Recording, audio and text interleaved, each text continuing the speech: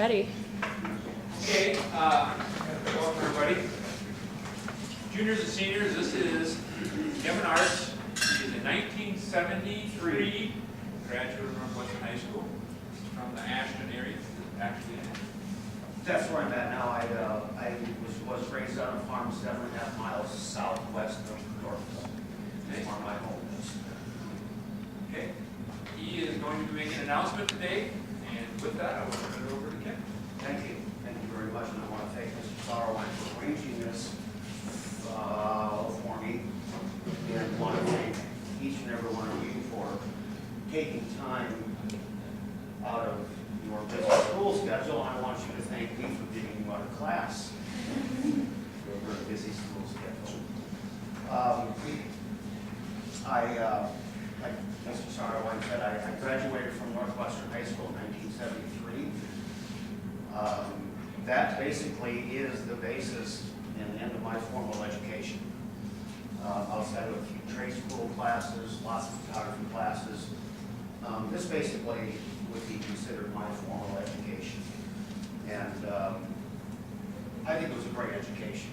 Mrs. Rogers, Mrs. Beerhempel, Mrs. Shantz, Miss L.E., who later became Mrs. Winter, Mrs. Surfling, Mr. Baumsberger, Mr. Gedetz, Mr. Swain, Mrs. Bebo, Mrs. Bacon, Mr. Zephyr, Mr. Gedetz, I said him already, this was my football coach as well.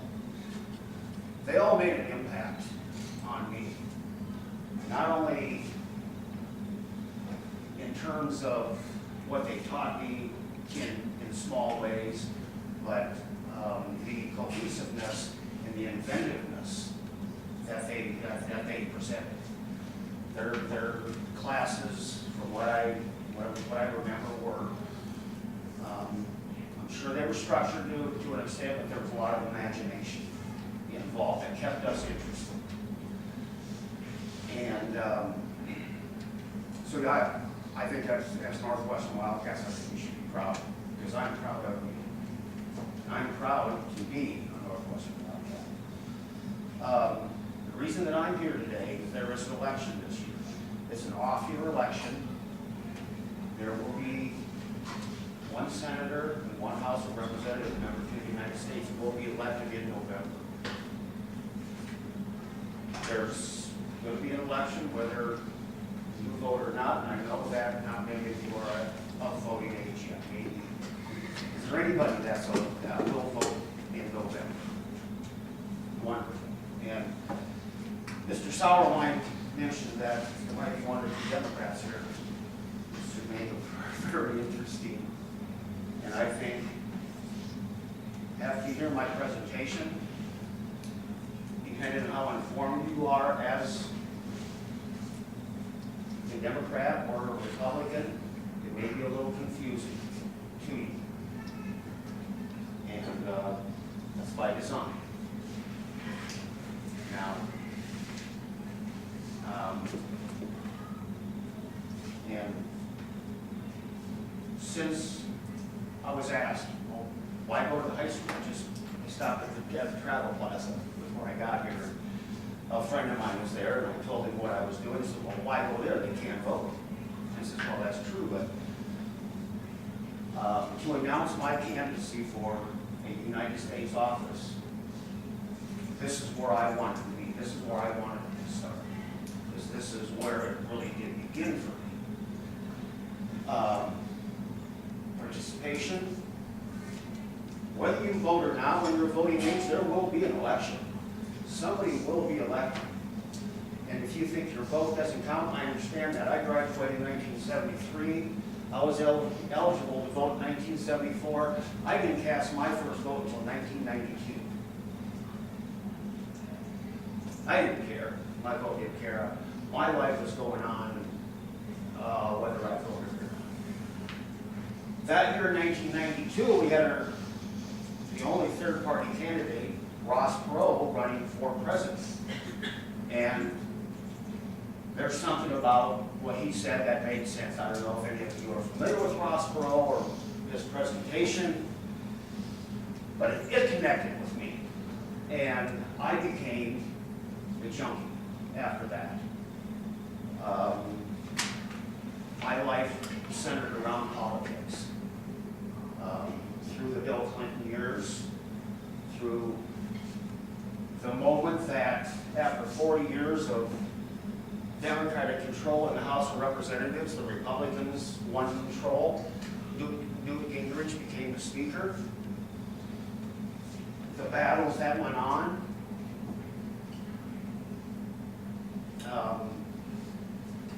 Then George Bush was elected, and now we have our president. I can't emphasize more. If you're going to vote, to be informed, to know, not just know or feeling or be persuaded by a TV ad. You don't know if what you think is right, if you don't know what's wrong. So if you're going to, if you have a specific train of thought and a specific direction that you think this country should go, you better make yourself aware of the other side and where they want to take the country so that you can make an informed decision. That a people that are not informed are destined for tyranny. Meaning that your life goes on normally. You really don't see any changes. They're very subtle. They happen slowly. And this direction, we're at a tipping point, in my opinion. That's why I'm here. That's why I want to be a senator. I want in this debate. I want my feelings heard. Careful.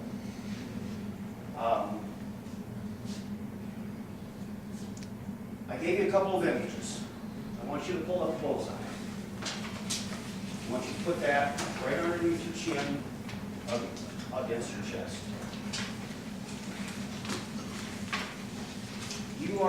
You're being targeted by this government right now. We all have Obamacare.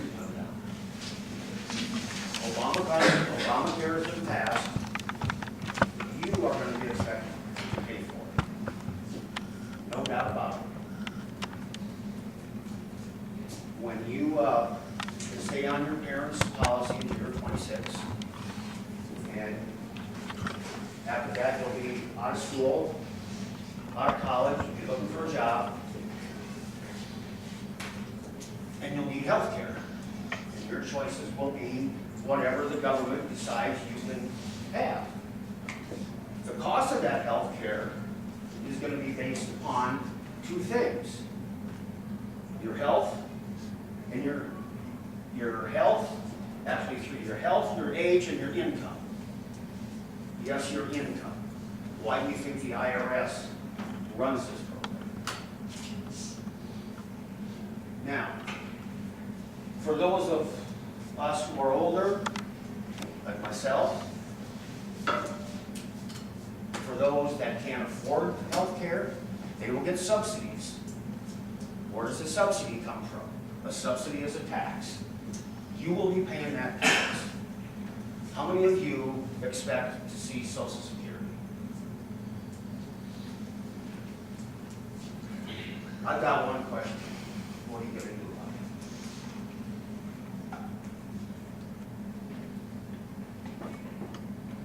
it? Seriously, what are you going to do about it? Are you going to contribute throughout your life? Are you going to make Social Security contributions if you get a paycheck? Well, Tyree, circle back, please come to the office. Tyree, to the when I office, talk to them, they say, well, that's the law. What kind of a law is your private property? Your money, the money you earn is your private property. They don't have a right to take their private property. On top of that, if you were able to put those contributions down here in your local bank, you know the banker, you know the banker's family, you sit next to them at the basketball game, football game, wherever, you know them. And you might say one day, Mr. Banker, I'm going to stop down tomorrow. I'm going to check out my Social Security account. Well, sure, come on in. Here's how much it is. It's right there. Your name is on it. The Social Security account in the United States, in Washington, is broken. It's an ATM for the government. It's full of IOUs. I would challenge any sitting senator or House of Representative member to tell you for sure that your Social Security will be there when you're 65. Let's talk about how much money that is. You start working at age 18, age 55 out of college, you start contributing. Compound interest. Well, for that little bit of amount of money, which is 6.2% because your employer covers the other half. So it costs your employer to hire you as well, by the way. Think about it, don't forget. You get a paycheck, it's got a pay stub on there, and all you look at is the big number. Right? What can I spend? What can I buy? What can I save? Maybe. How much money do I have? That's the amount of money. Those deductions are a tax. Pure and simple are a tax. They call it insurance. When Calvin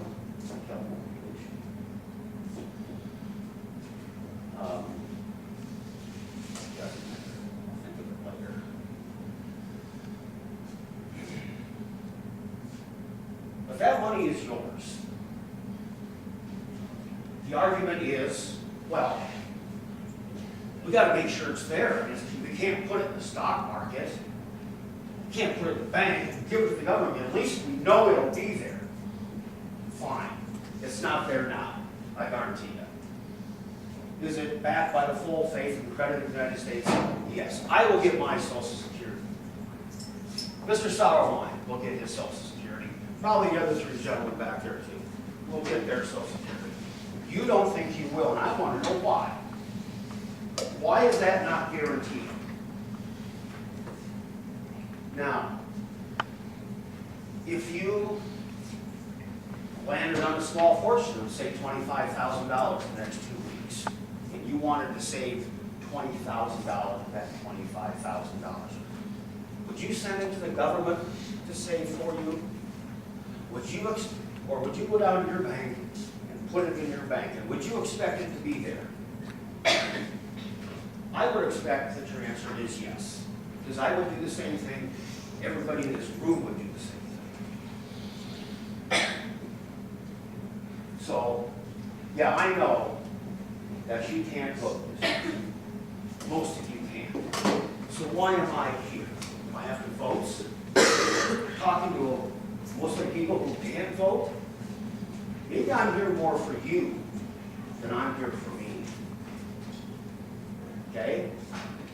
I'm going to take the steps to make sure that this immoral system of Social Security in its present form, the concept is good, it's very good, the implementation has some issues. Now you talk to anybody who's on Social Security, those are the commercials where we're pushing Granny off the cliff. We've all seen them.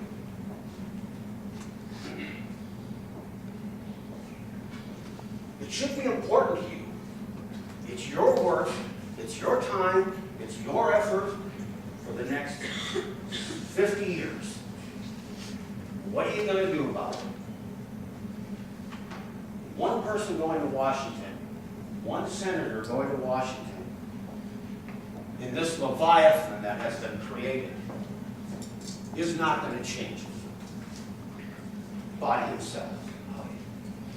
One senator in Washington with this huge Leviathan behind him, with the people behind him, has a chance.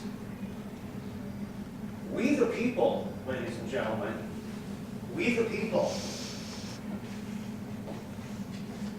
History is important. Mr. Coons will back me up on this. History is important. Knowing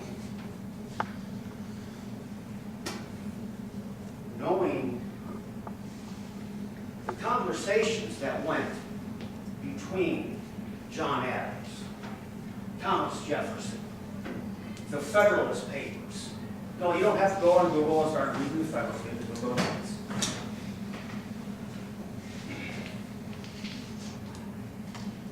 You can't know where you're going unless you know where you've been. Unless you know the thoughts of those old white men in wigs with wooden teeth, how the hell would you know if where we're headed is the right direction? I don't think you can.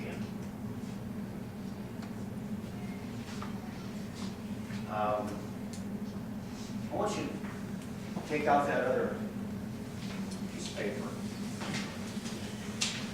That was posted by Senator Mike Lee from Utah. It's a bookcase filled with paper. On top of that bookcase is a small stack of paper. Everybody recognize that? You probably, if you watch the news much, you might have heard a comment maybe, got to do nothing Congress. The papers on top represent, in 2013, the number of bills that were passed by Congress, sent to the President for his signature. The rest of it are all rules and regulations that have been passed by the overgrown administrative state that has been created. I'm talking OSHA, EPA, Department of Commerce, Department of Education, Department of Defense, any of the huge federal departments that you hear about. We have three branches of government: legislative, judiciary, and executive. We have four branches of government: administrative. There are more laws and regulations that carry penalty for fines, for jail, passed by the administrative state in this country. There are so many that the Department of Register cannot tell you of all the regulations that are written in the United States, which ones carry a penalty and which ones don't. The Constitution limits our federal government tremendously. Article 1, Section 8 lays out the enumeration of power. It says, this is what the federal government can do. If it's not on that list, it is then ruled on by the states and we the people. Most administrations, especially this one, does not like that. It restricts their power. So how do you get around a huge, huge bureaucracy where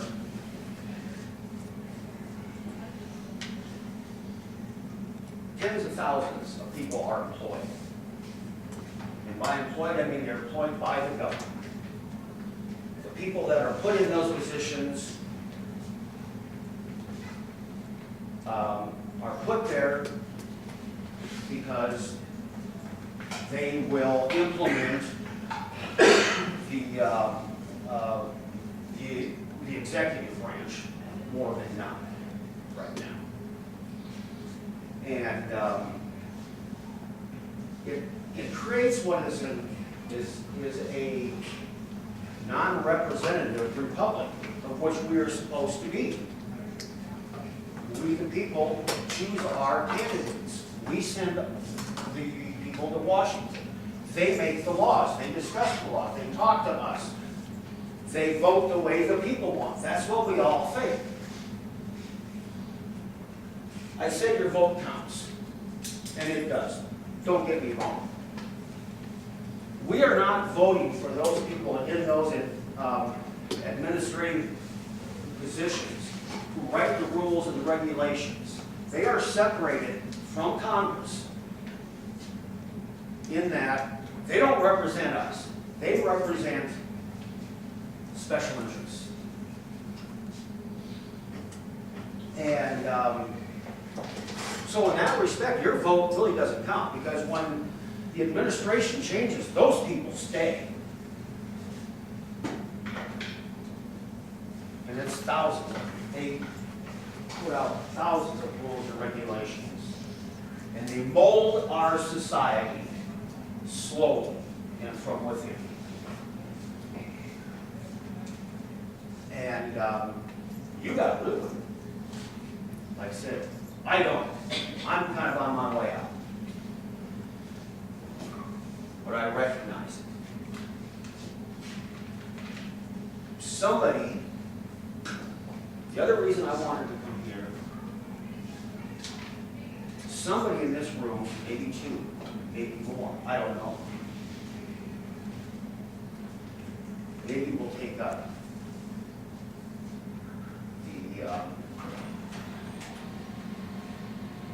not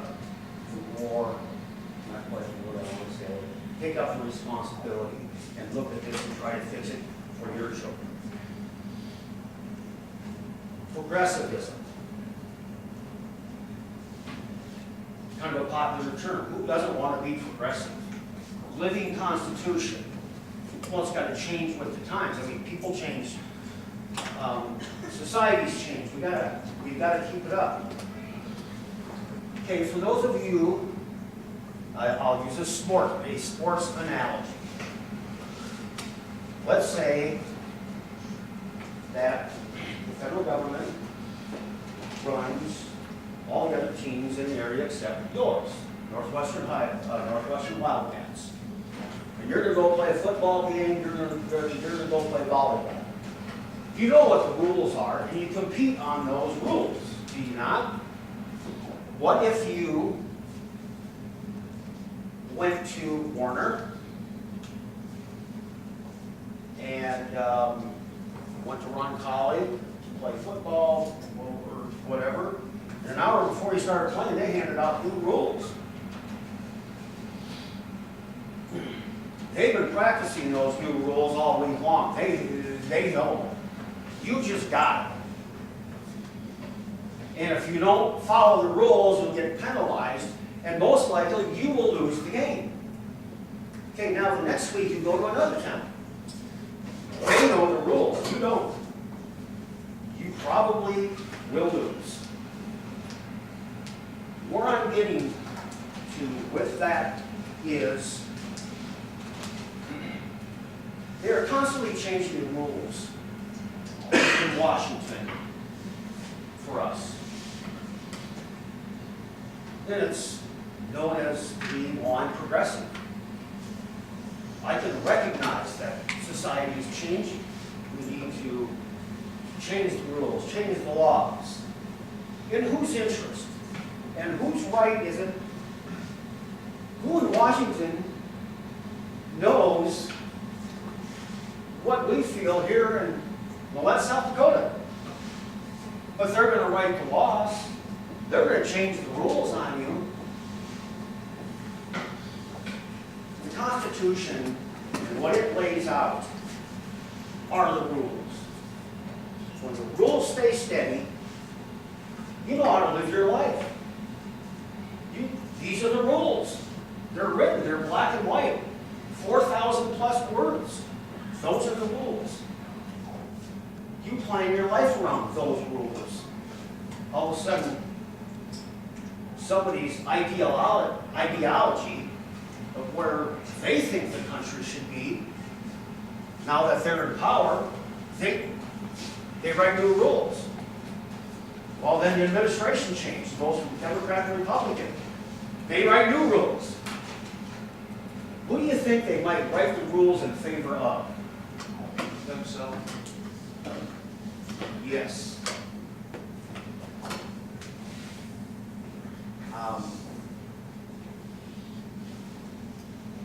Progressivism is an ideology in that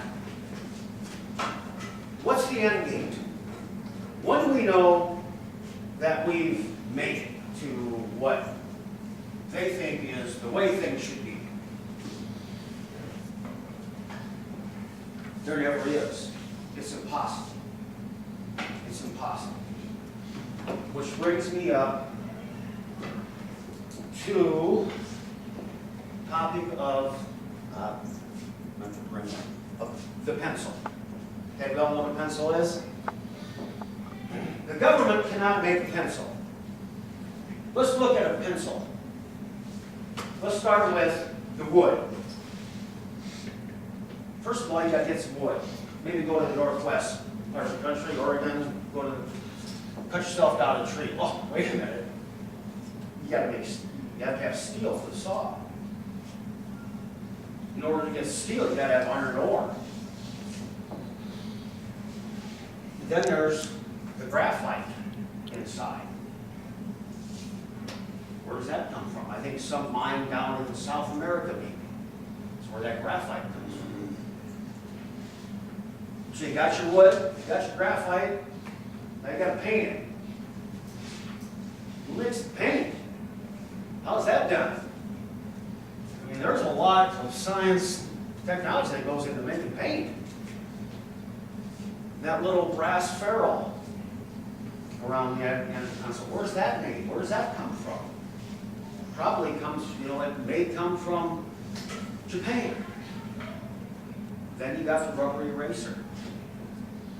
Where does that come from? Off a rubber tree in Malaysia, maybe? Someplace. Some way, somehow, all these ingredients come together and make a pencil. There is no orders. There are no government proclamations. It's not directed. It's nothing but simple, free people creating a product for an end goal. It's one of the greatest marketing thoughts and concepts there is. And they make a pencil. And what do you buy it from? You buy it for pittance. The government cannot do that. How can they run our healthcare system? Do you know how many thousands and millions of decisions on a daily basis, from patient to doctor to equipment manufacturing to administrative, how it all comes together and works?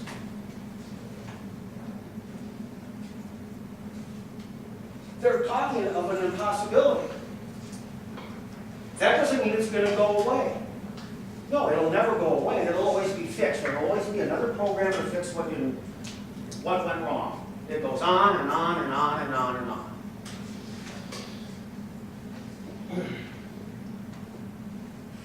It wasn't meant to be that way. I want you to think about the laws of nature, the nature of man, and a civil society. And when I say man, I'm including the ladies in the room as well. Man left alone will make this country work. It's only when government gets involved that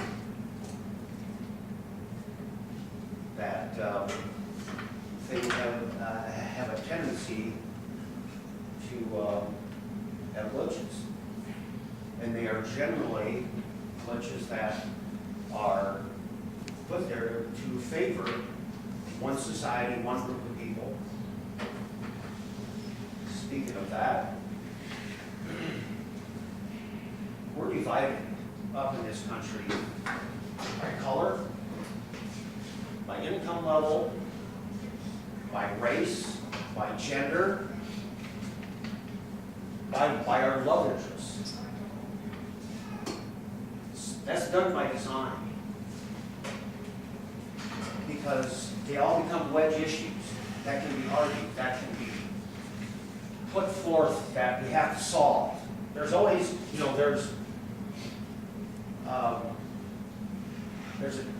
a healthcare crisis, there's an economic crisis, there's this crisis, that crisis, you gotta do this. And they got the people, everybody jumping all over there, and there.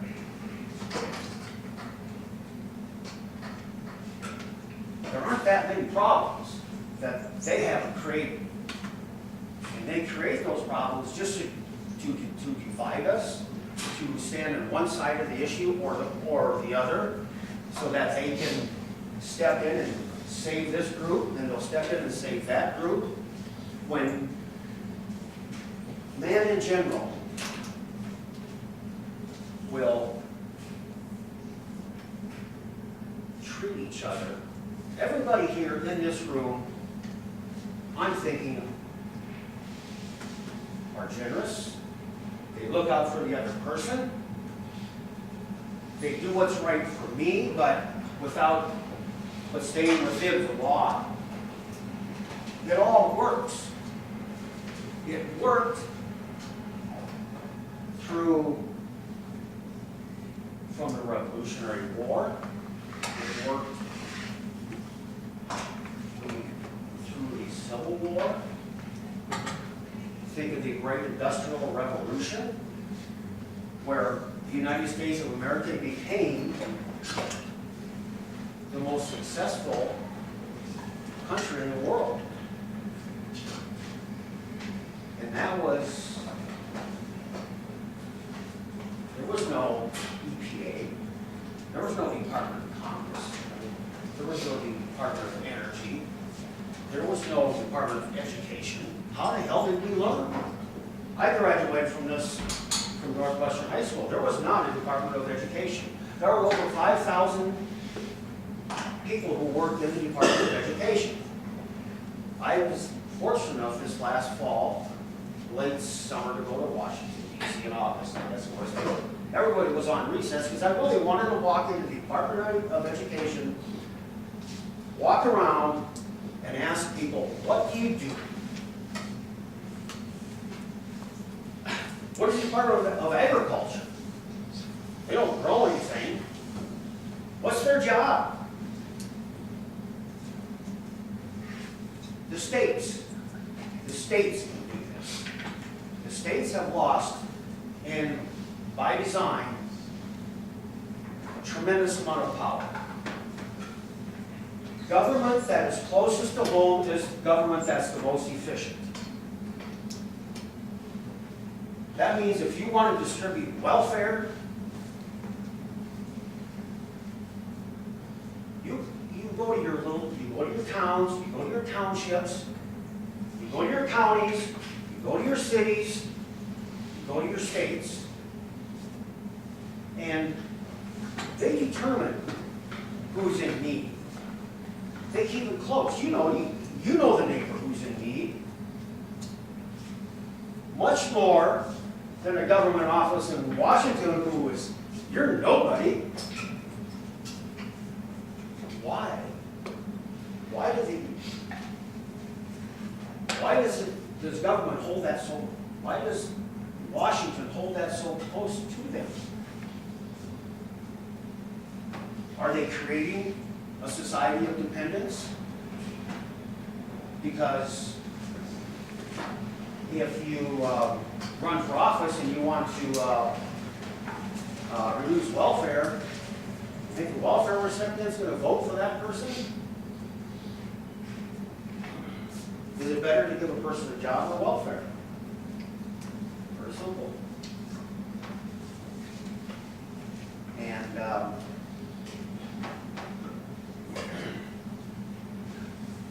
don't think that you can love your country and not like your government, okay? But you got to look at the big picture. When you look at the big picture, you've got to learn history. You've got to understand history. How did we get here? And where is it going to take us? They don't know. The progressives don't know. They have an ideology of they just want to stay in power, mainly.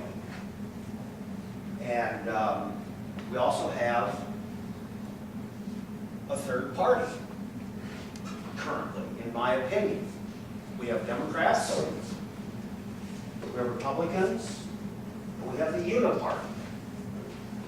I know I'm excluding independents, but let's keep it simple. We have the Uniparty, the leadership of the House, the leadership of the Senate, and the executive branch. In my opinion, today, they work together. They are of the same mind. And we've all heard of the debt that we're under. Just this past week, they raised the debt ceiling once again.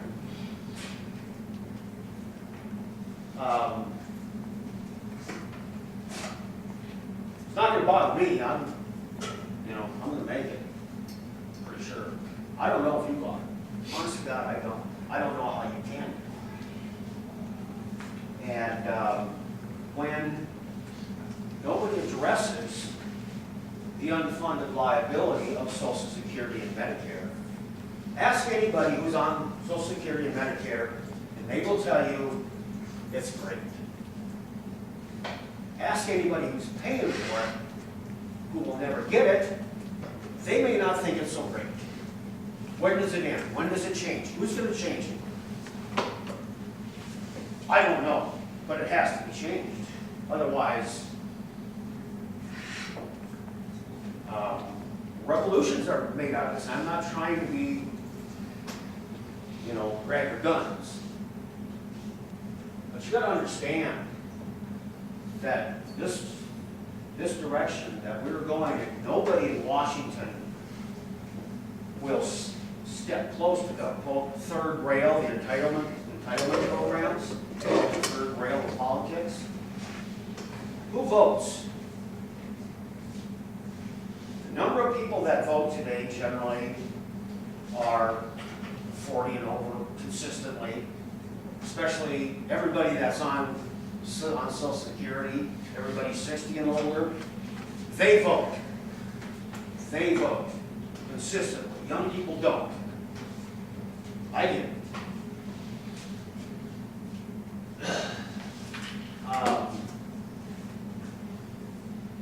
Now, there was also something called the baby boom generation. I'm right there. I'm in it. There was, right after World War II, lots of babies were born for about 16 years. That group of people have been controlling this economy throughout its lifetime because of the huge, huge number that is. That number is dwindling. You will be paying for the Social Security for my Social Security. When Social Security was instituted, there were about 32 workers per Social Security recipient, meaning that 32 workers would get a small portion taken out of their paycheck to support me. Very small for my Social Security. Today there are just over 3 workers per Social Security recipient. Do you think they're paying a little bit more? Yeah. Now, what happens when the baby boom generation really starts to recover? Do you think you're going to be paying more? You can privatize Social Security. That's right. Anybody over age 55, if they want to stay in the current system, fine. Anybody under 55, if you want to break yourself off, put your money in your own account, you should have the right to do it. It's your private property. It's your money. You work for it. It's yours. It's not insurance. It's a tax. The money that you're going to be paying for your health care was a mandate originally. It's the mandate that we have to buy insurance. Well,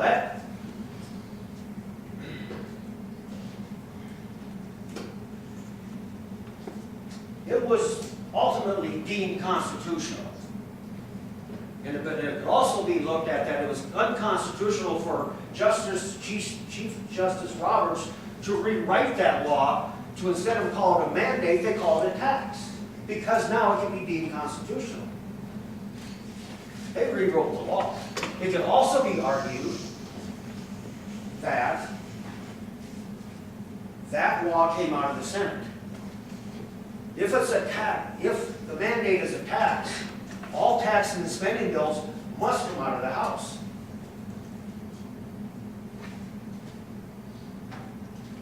It can be argued. The bottom line is, you are being told that you have to buy something that the government provides. You have to. That's a freedom you've lost. When I had my health insurance, when I buy my health insurance, my neighbor, a good friend of mine, sells health insurance. We sit down and we go over the plans, and it's a private contract between myself and that insurer. A private contract is your private property. And it was wiped out. Phew, gone. We weren't told that, which is a topic for another conversation.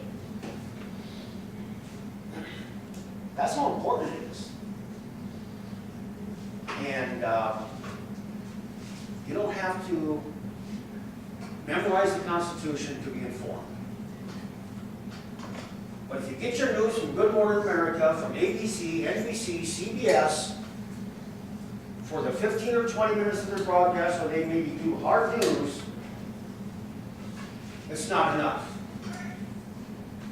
Who knows George Stephanopoulos? You know who George Stephanopoulos is? Good Morning America guy. Okay.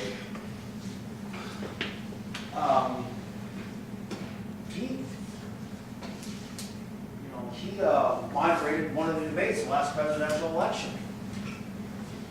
He gives us the news on Good Morning America. He was in the war room for President Clinton, thinking of strategies to get President Clinton elected. He was one of the main guys. Him and the circuit here, what's his name? This doesn't matter.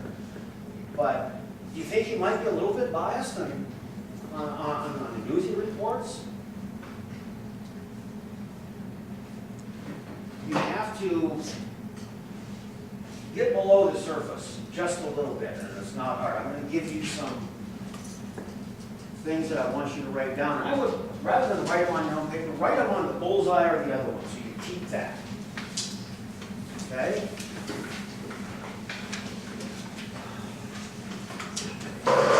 Despotism. Despotism.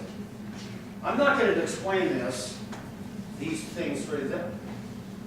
I want you to make the effort to learn, to find out what they mean. So you can read it, so you can believe it. Age of Enlightenment, they kind of go together. Age of Enlightenment.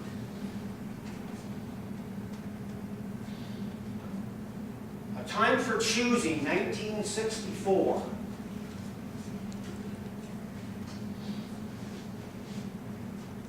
Milton Friedman, A Time to Choose, Volume 6.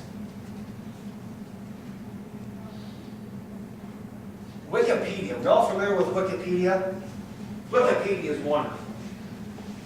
You may not get off a page, or you may pull up a page in Wikipedia, it's full of hyperlinks.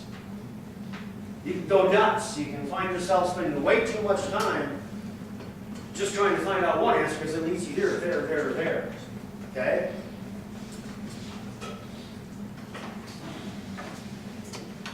This country is a little over 238 years old since the Revolutionary War and our founding. How long should it last? How long should this form of government continue? And in what form? You all got everybody's got your cell phones, you go to a movie, you drive your cars, and think you have freedom. You can't drive the car you want because of cafe standards. You can't use the gas you want because it has to be blended, and that's a whole other topic conversation. We get into the whole won't run through that. We don't have time. Alexis de Tocqueville. Alexis de Tocqueville. D-E space Tocqueville. V-I-L-L-E.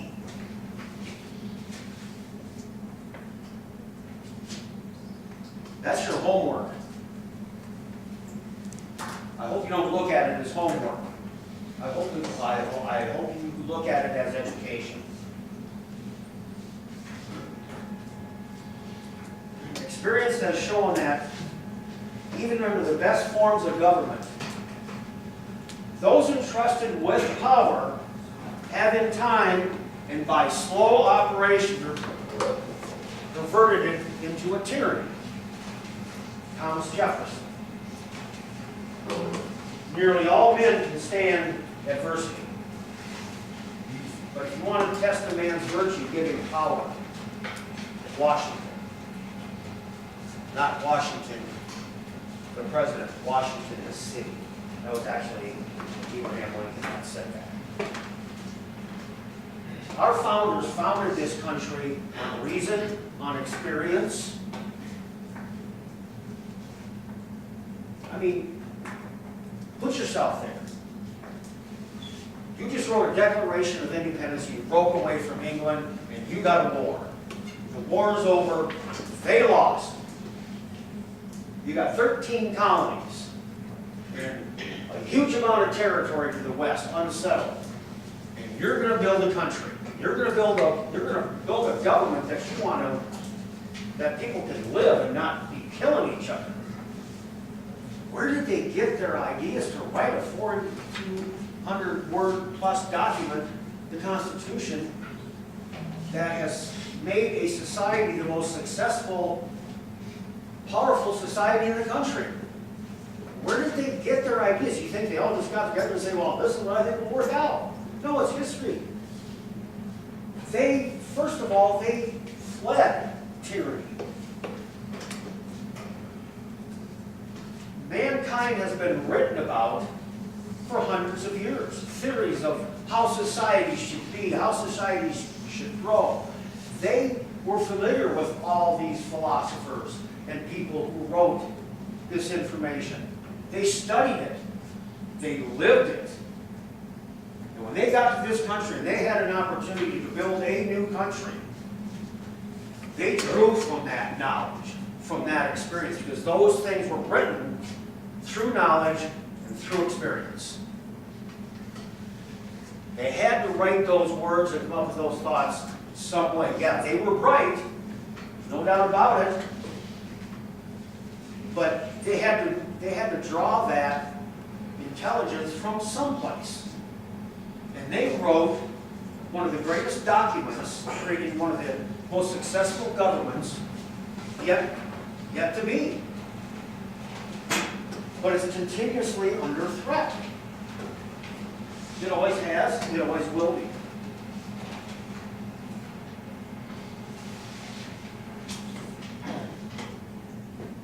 And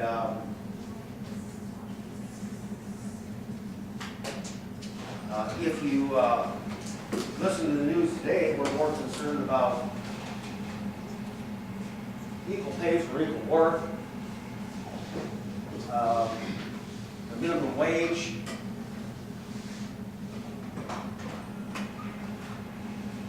They're all little distractions. And each one of those topics deserves another hour, which we don't have. I would encourage you to go back and watch a little history. I'm a World War II enthusiast. The Band of Brothers, Saving Private Ryan, I think are great productions. They try to depict as close as possible what went on in those two world wars. And there were young men, your age, not much older. They lied about their age. They stormed the beach. Over 6,000 of them were killed. They didn't have a chance to have a family. They didn't have a chance to come home and date their best girl. They lost their lives. They did it for their country. get your Social Security. We live in a country where you can't have the health care that you want to have. And your relationship with your doctor, you don't know. Is it the same country today that those young men valiantly lost their lives? And what do we owe them? The best thing that I can leave you with is that you need to be informed. You need to spend some time looking up on Google. Love Google. That information that I gave you, those names. And sit down with your family, sit down with your parents. Do it together. Watch it more than once, listen to it, read it more than once, and it will take you to places that I've never been, because we're all individuals, we're all going to accept, we're all going to take a look at things and find our own interests and reason for why things are. You got a responsibility. Don't think you don't. You take it seriously, and I hope that whether my candidacy for the United States Senate doesn't go beyond this room, you will see a candidacy run with no money. If you want to get money out of politics, I'm the guy. Okay? If I've inspired two of you to maybe eventually take action, be interested, get involved, I'm glad that I was here. I would like to go to Washington. I want to have a debate. Probably more than going to Washington. Because going to Washington, Ronald Reagan, one of his best lines was talking to his chief of staff, and he